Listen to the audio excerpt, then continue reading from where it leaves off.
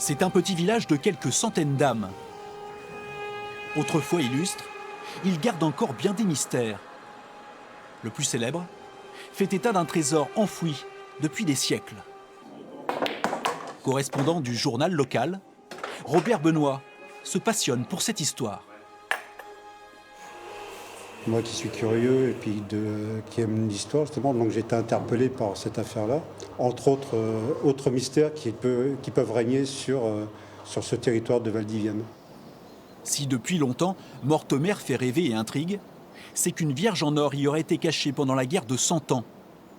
Une légende que connaît bien Jean-Henri Calmont.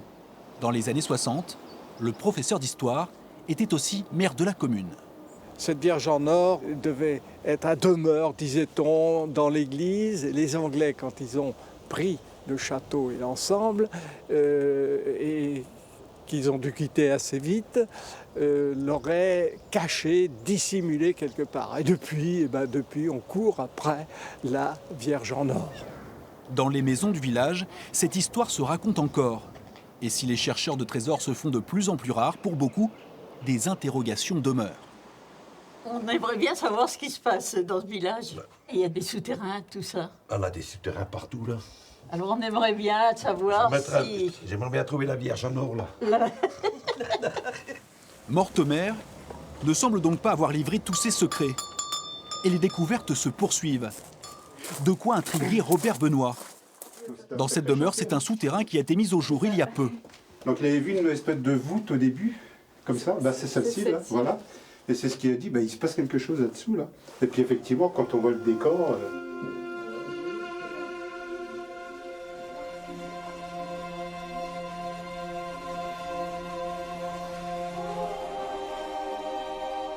C'est l'ancien propriétaire qui avait fait le mur. Ouais.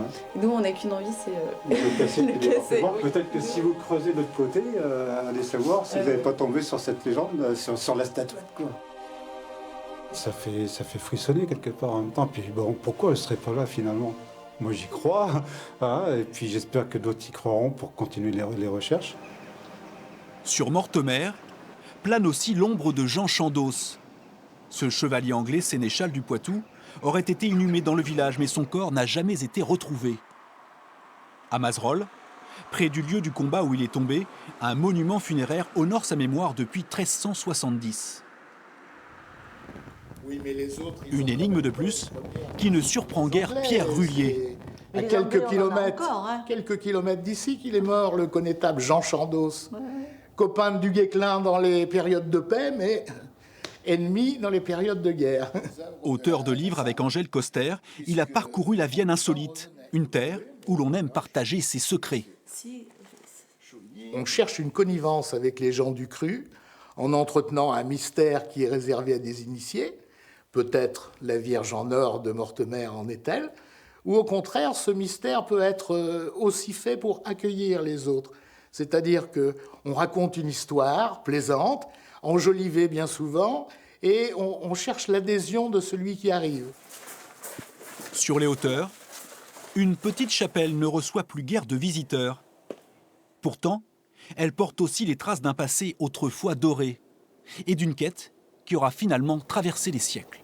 Dans un monde dur, brutal, violent, égoïste, fermé tout d'un coup, et la Vierge apportait un réconfort. Cette quête d'une Vierge en or, par la suite, ça a été la quête de l'espérance, la quête d'une meilleure vie, la quête d'un réconfort pour l'avenir. Dans ce petit village du Poitou presque oublié, parfois, certains viennent encore chercher la Vierge en or.